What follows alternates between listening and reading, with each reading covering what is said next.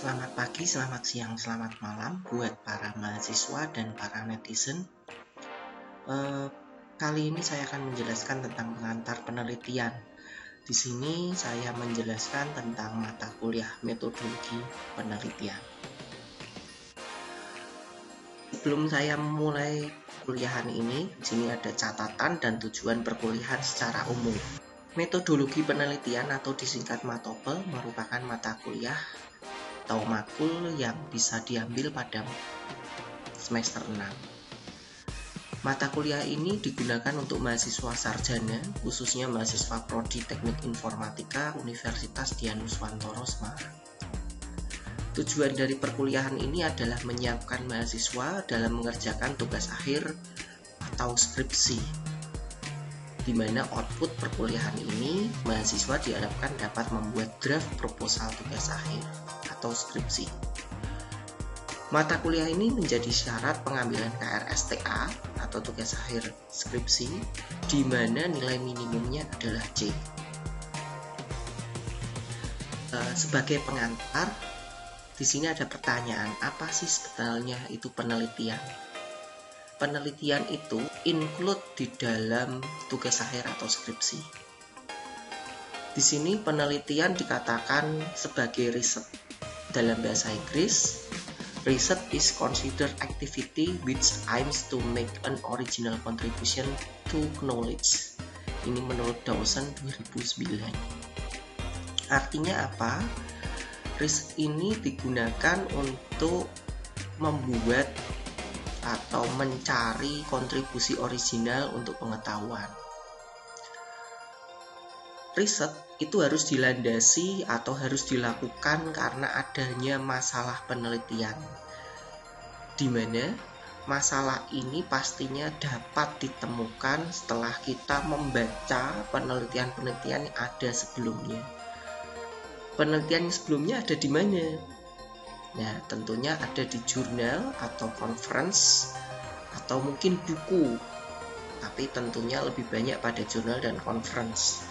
Tentunya sudah ada metode pemecahannya. Hanya saja metode pemecahan bisa dikembangkan atau dibuat menjadi lebih baik. Mungkinkah kita membuat sebuah penelitian yang 100% baru? Nah, itu bisa jadi, tapi ini sangat menjadi kemungkinan yang sangat kecil. Banyak mahasiswa, apalagi mahasiswa S1 menyatakan bahwa saya punya ide baru yang belum pernah ada. Ini begitu sangat wow dan ini bisa menjadi salah kaprah.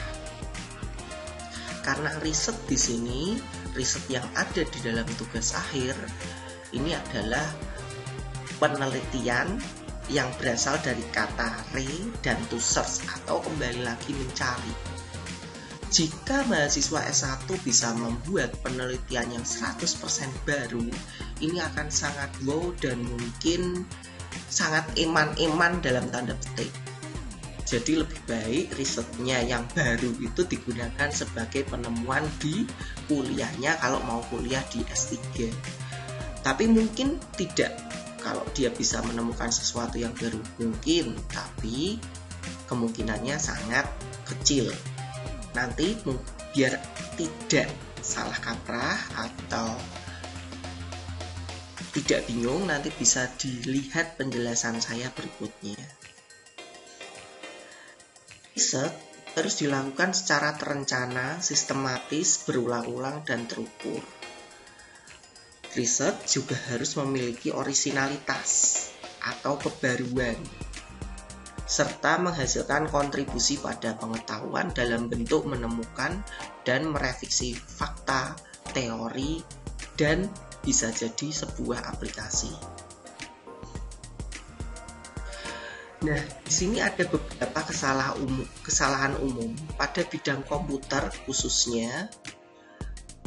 Tujuan utama dari riset adalah membuat atau merevisi metode. Jadi bukan untuk membangun aplikasi atau perangkat lunak.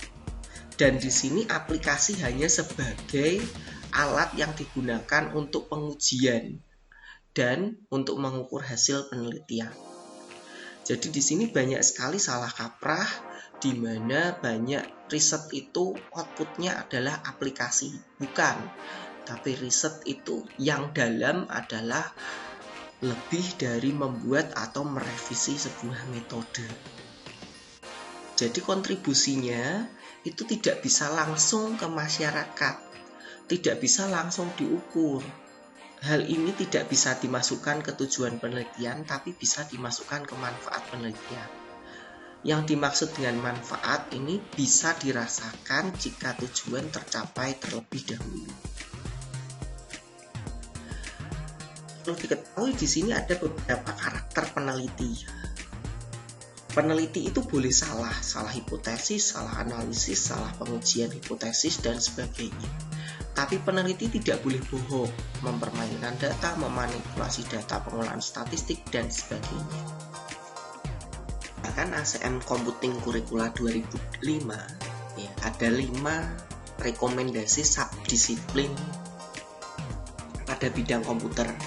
Hal ini akan mempengaruhi teknik penelitian dan model penelitian di bidang komputer. Kelima bidang tersebut, yang pertama adalah computer science, computer engineering, software engineering, information technology, information system. Pada computer science ini lebih pada konsep computing dan pengembangan software. Computer engineering lebih pada pengembangan sistem terintegrasi pada software dan hardware. Software engineering lebih pada pengembangan software dan pengelolaan tahapan SDLC. Information technology pada pengembangan dan pengelolaan infrastruktur IT. Information system pada analisa kebutuhan dan proses bisnis serta desain sistem. Dari 5 subdisiplin tersebut, sini akan dibagi menjadi 2 bagian besar, khususnya jika disesuaikan dengan model penelitian atau prodi yang banyak ada di Indonesia. Ya, di sini ada bidang computer science. Ya, terdiri dari computer science, computer engineering, dan software engineering. Dan information system itu terdiri dari information system dan information technology. Perbedaan mendasar jika dilakukan penelitian pada computer science itu lebih pada aspek teknis dari metode computing, jadi lebih ke teknikalnya. Nah, pada prodi teknik informatika ini akan lebih menonjol pada bagian computer science. Sedangkan pada information system itu pada aspek manajemen, organisasi, analisis, dan pemanfaatan metode computing. Jadi ini lebih condong pada analisa, di mana ini lebih masuk ke prodi sistem informasi. Nah, sini akan saya jelaskan lebih jelas lagi, lebih detail lagi, di mana field computing pada information system itu kontennya pada manajemen aspek. Riset metodenya bisa jadi case study, survei, dan eksperimen. Jadi metode penelitiannya. Objektifnya pada analisa dan aplikasi dari computing method. Dan information technology untuk organisasi. Analisa metodenya itu information system teoris. Sedangkan kita pada computer science, khususnya pada prodi teknik informatika, itu kontennya lebih pada technical aspek. Metode penelitiannya lebih pada eksperimen. Jadi sebagian besar kita akan melakukan eksperimen. Selalu pasti ada coding. Jadi jangan sampai kita Eskom, teknik informatika, tidak bisa coding. Tidak mungkin. Pasti semua penelitian akan melibatkan coding karena metode penelitiannya menggunakan eksperimen. Objektifnya pada development of computing method, berarti pengembangan metode computing. Ini kontribusinya ya, untuk kontribusinya. Dan analisa metodenya pada computing teoris. Nah, merujuk tadi pada orisinalitas dan kontribusi penelitian, tadi sudah dijelaskan bahwa harus ada originalitas pada pengetahuan, di mana terdiri dari dua macam, yaitu metode dan masalah. Orisinalitas pada metode yaitu memecahkan masalah yang sudah pernah dikerjakan sebelumnya, tapi dengan metode yang berbeda. Kontribusi ada pada pengembangan metode atau mungkin pembuatan metode baru. Nah, orisinalitas pada masalah yaitu memecahkan suatu masalah yang belum pernah dikerjakan sebelumnya. Kontribusi pada penemuan masalah baru sebagai objek penerapan metode. Ini menurut Dawson 2009. Nah, tapi sebagai pemula, untuk melakukan orisinalitas, untuk membuat penelitian yang orisinil, ini cukup pada bagian metode saja. Tidak perlu kita membuat pada masalah karena ini akan sangat sulit. Ini lebih sulit, jauh lebih sulit dibandingkan dengan metode. Sini ada contohnya. Contoh kontribusi pada metode, judulnya adalah penerapan transformasi XYZ pada metode blind image watermarking. Kontribusinya adalah menerapkan transformasi XYZ yang sebelumnya tidak pernah digunakan pada metode blind image watermarking. Jadi di sini penggunaan metode baru. Bisa metode baru, bisa metode yang dimodifikasi. Ya, metode yang sudah ada tapi dimodifikasi. Untuk kontribusi pada masalah yaitu penerapan algoritma genetika untuk menentukan nilai alfa pada image watermarking menggunakan 3 parameter.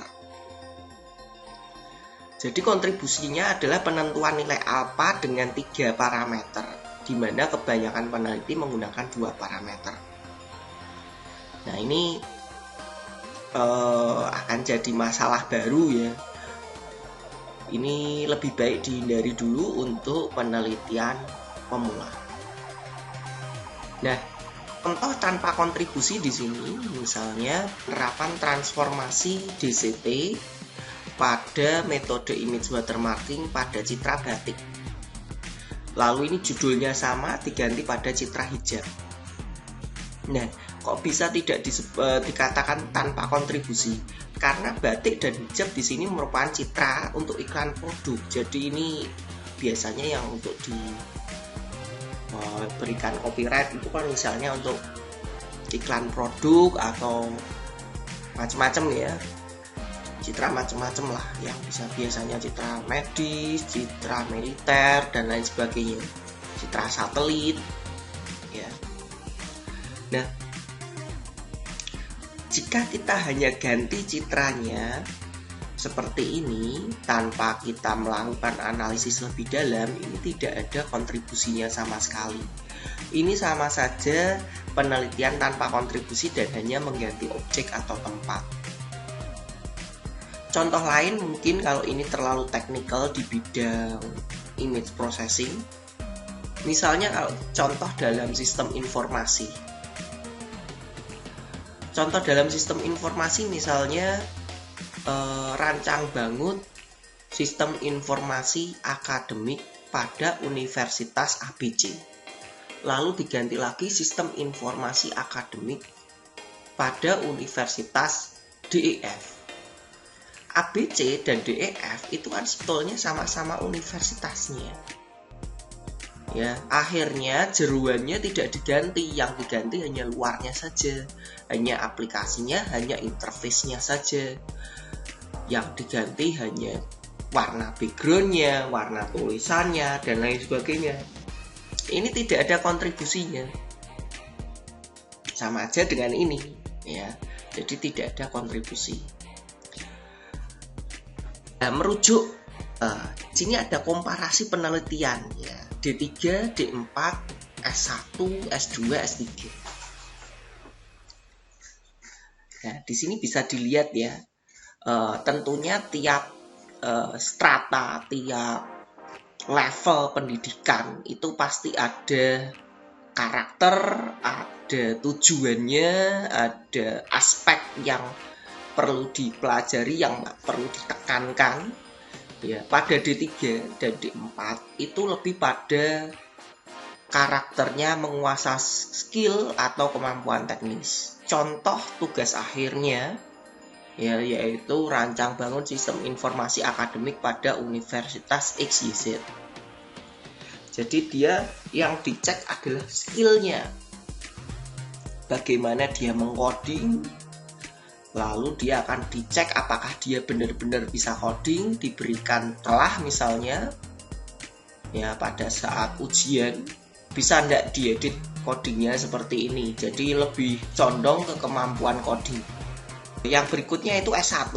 S1 sistem cerdas rekomendasi produk pada e-commerce menggunakan neural network. Ini karakternya menguji teori dan ada perancangan aplikasi.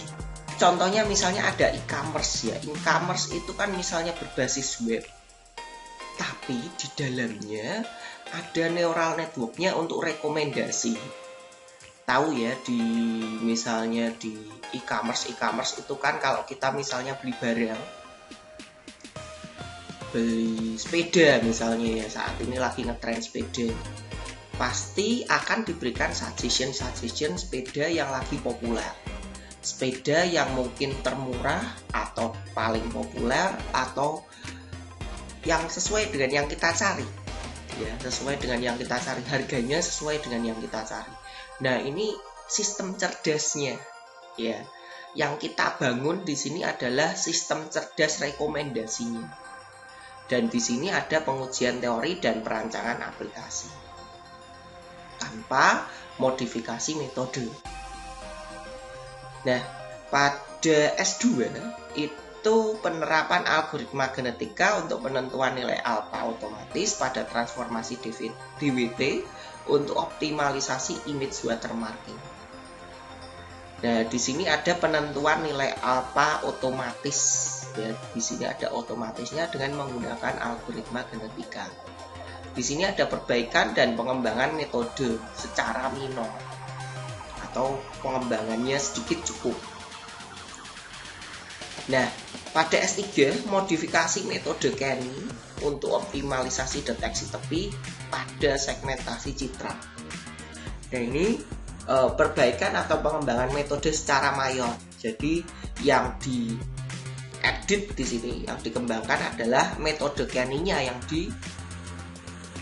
edit atau diimprove atau dimodifikasi secara cukup banyak. Dan atau penemuan metode baru ya, penentuan metode baru. Nah, jadi ya untuk S1 ya, S1 cara kita simpulkan, riset yang dilakukan pada sarjana atau skripsi dilakukan setidaknya dengan melakukan pengujian teori. Walaupun demikian, ada baiknya tetap dibuat software ya, atau aplikasi sebagai alat ukur untuk mengukur hard skill. Hindari penelitian tanpa kontribusi, hanya mengubah objek saja. Nah, setidaknya ada analisa dan pembuktian dengan membandingkan implementasi metode pada dataset private. Data yang kita kumpulkan, ya, data yang mahasiswa sendiri kumpulkan dengan dataset publik yang sudah valid. Ada komparasi data. Lebih baik lagi jika ada komparasi metode. Misalnya tadi di sini contoh yaitu sistem cerdas rekomendasi produk pada e-commerce menggunakan neural network. Nah, ini misalnya diganti metodenya. Misalnya menggunakan dengan deep learning. Nah, kalau pakai neural network seperti apa? Deep learning seperti apa? Diuji, ya, uji dari performanya, dari sistem rekomendasinya seperti apa, ya, ini akan memberikan kontribusi yang lebih. Contoh lain, misalnya pada rekognisi wajah, ya, metode yang telah diuji pada dataset private, ya, jika hasilnya berbeda dengan riset-riset kebanyakan, perlu dibandingkan dengan dataset publik juga. Nah, ini mungkin terjadi. Ya, ini mungkin terjadi. Jadi misalnya kita baca rujukan. Pada paper sebelumnya, kalau kita pakai metode deteksi wajah menggunakan PCA misalnya atau Eigenface, itu didapatkan akurasi sekitar 90, 85, ya 92, 88. Ketika kita implementasikan sendiri pada dataset kita sendiri, kok hanya 70%. Nah, ini pastinya akan jadi pertanyaan. Hal ini perlu dicek ulang dengan dataset yang sudah valid, dataset yang sudah teruji pada dataset publik. Nah, nanti ini akan dilakukan analisa mengapa kok metode yang Anda gunakan tidak bisa berfungsi dengan optimal. Nah, ini akan dijadikan analisa. Ya, ada hasil analisanya. Ini adalah kontribusi dari mahasiswa S1. Jadi harus bisa melakukan analisa, menguji teori benar atau tidak. Dan jika tidak, kenapa? Yang penting adalah alasannya. Ini adalah kontribusinya. Jadi mungkin seperti itu, ya, tentang pengantar penelitian khususnya pada bidang teknik informatika sarjana.